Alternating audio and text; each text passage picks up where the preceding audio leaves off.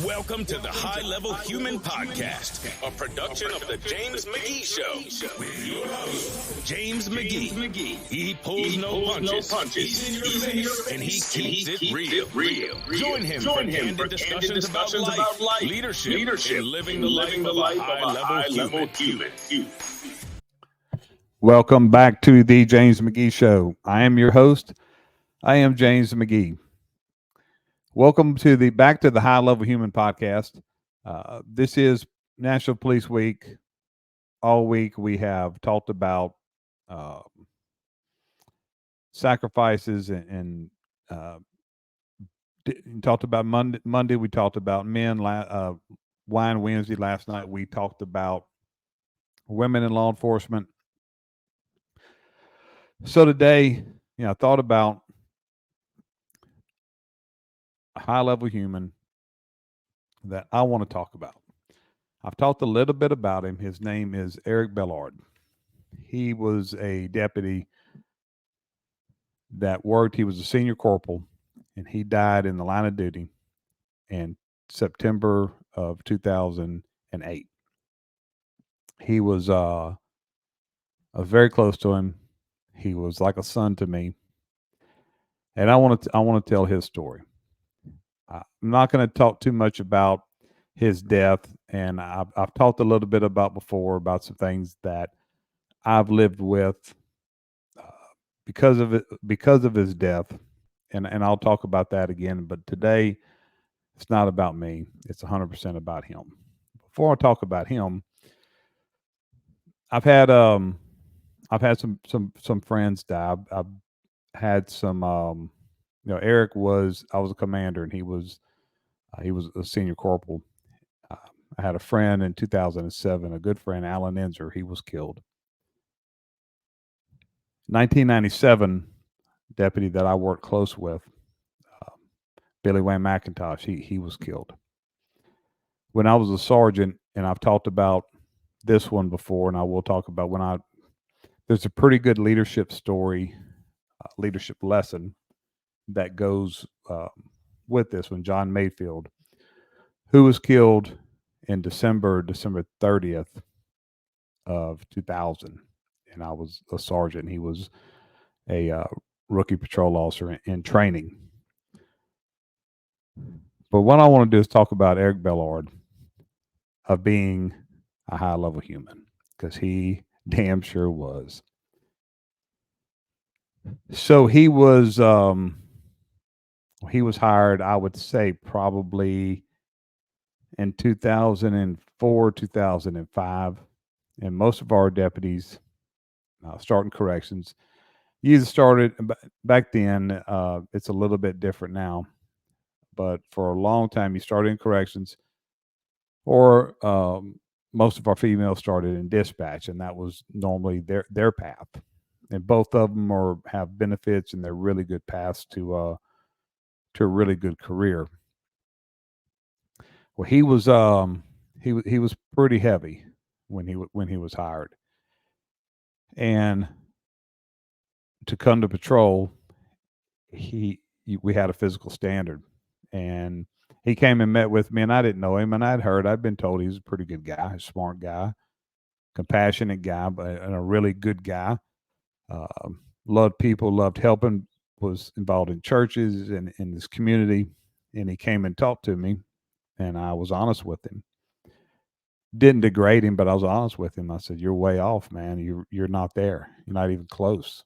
And you probably, in my estimation, probably have 100 pounds to lose." And he was pretty upset. But he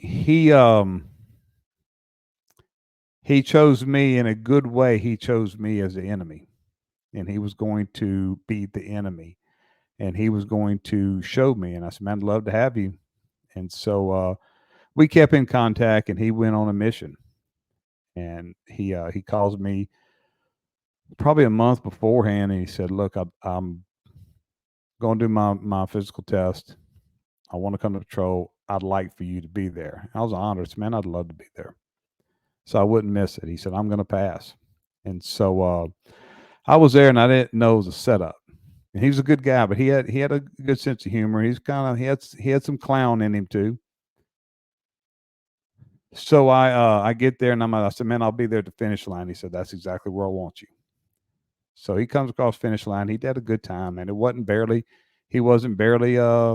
making. He did really well. We crossed the finish line, and he looks at me, and this is what I saw. So that's why he wanted me there. And so I laughed, and I didn't take any disrespect. I was honored that he wanted me there, and I was honored that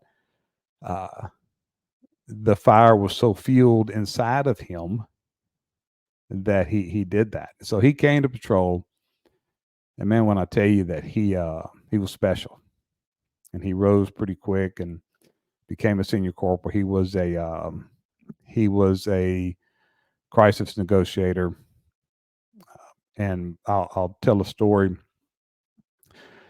We had a lady that was we have the I-10 bridge in Lake Charles, Louisiana.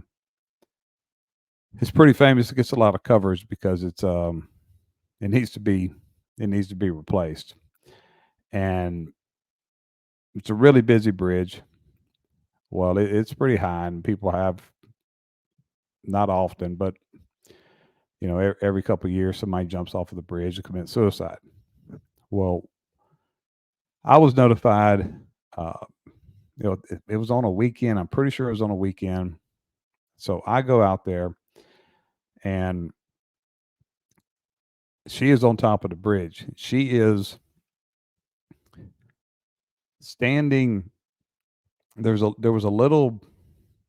It wasn't too much of a stand, but on the other side of the guardrail, and she was really close. Well, he is sitting up there talking to her. Well, it's really dangerous. And we did make some mistakes. We didn't shut down. We only shut down one side of the bridge. Well, cars were coming by. We had some wrecks. It was a really dangerous situation for a lot of people.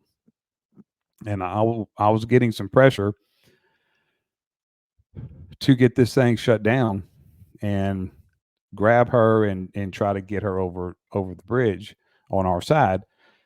And that was a risk, man. That was a risk. And he's sitting there talking to her, and I'm like, hey, and I pulled him to the side, and I said, man, we're getting close. He's like, please, man, please.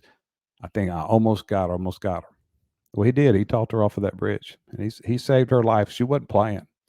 She wasn't looking for attention. She wanted to die. And that's the kind of person that he was.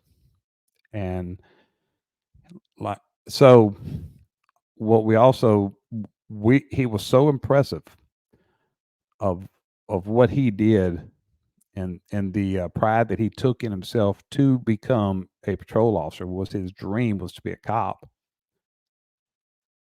We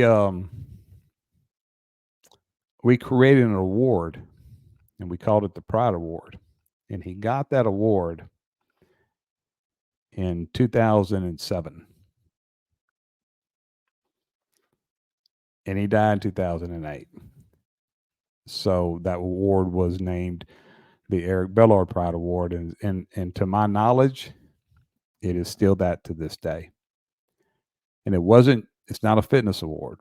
It's most of the time it's somebody who has made strides in their fitness and maybe lost a lot of weight, and it's more about pride, because that's what he had, a lot of pride.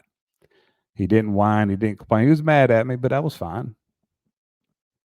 He didn't whine and complain and go eat a dozen donuts and say, I'll never get there. He said, fuck James McGee. I'm going to fucking be I'm going to be a cop. He's not going to stop me. And he and he did, and became a good one. He didn't just become a cop. Eric Bellard was a good cop, one of the best. He had the balance that you want in a cop. He'll fight with you. He wasn't scared to fight with you, but he'd rather talk to you. that's the kind of man that he was. So in September of 2008, we had a hurricane. It was a major hurricane. We just weren't we weren't the eye, but we did get some pretty good damage. Our area was destroyed in 2005 and in 2020, Hurricane Rita and then Hurricane Laura. So we do have hurricanes. Unfortunately, we get affected quite often with them.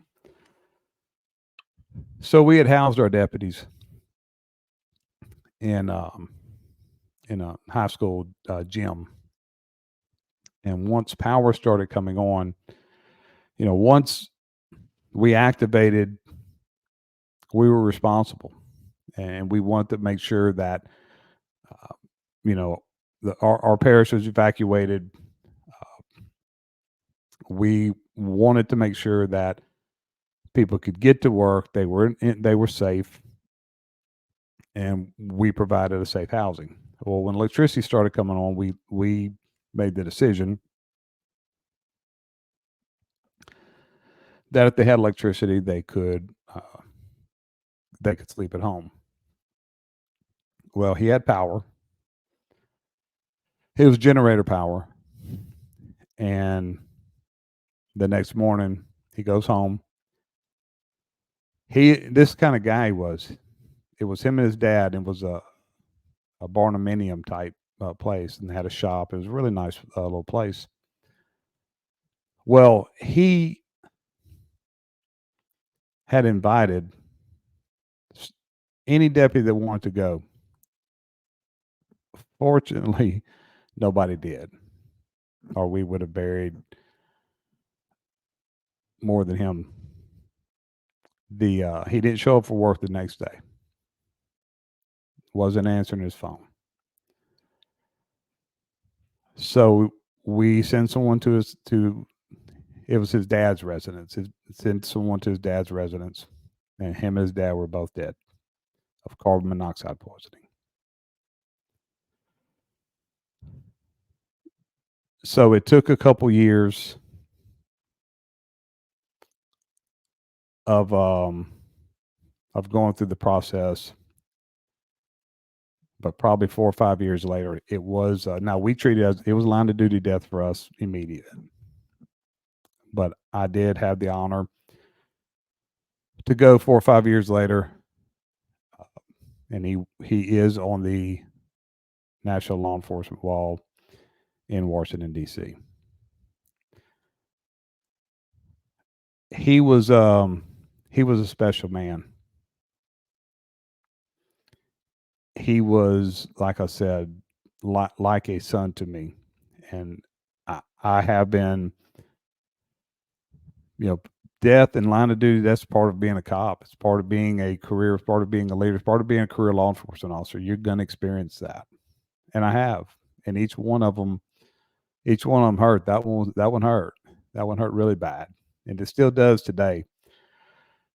So I'll tell this story. So I'm not making this about me, but I did go to his. I did go yesterday to visit his grave, and we had a from the time that we had that bonding moment on the finish line of his fitness test. We always had this bond, and he had a good sense of humor, and I have a pretty good sense of humor myself. So I told him today, because I just could imagine what this man, what he would be right now. And I told him, I said, man, I just can't imagine the little fat grandkids that I would have, because like I said, it was like a son to me, and I would have felt that way about his kids. And so I told him that, and it is a hard thing to deal with when you're dealing with line of duty deaths. But he was just a special guy. He would be, I guarantee you this, I've only been doing this podcast. I've only had a handful of guests. I've only been doing it for a couple months. Eric Bellard would have already been on this podcast because he had just started and no telling where he would be. So being Police Week, being this the High Level Human podcast, it was only appropriate that I talk about Eric Bellard and talk about his sacrifice and what he meant to me, what he meant to our department, and what he meant to the citizens of Calcasieu Parish. This is a very special week. I don't care where you stand on law enforcement. I don't care if you're pro law enforcement. This week, we can have different views, but this week it is hard. One thing that cannot be debated, no matter what your political stance is, no matter, like I said, no matter what you feel about law enforcement officers, the sacrifices that they make and they are willing to make. Because I can promise you, Eric Bellard did not want to die. He did not want to die protecting this parish. But he sure in hell wasn't going to whine and complain about it because he knew.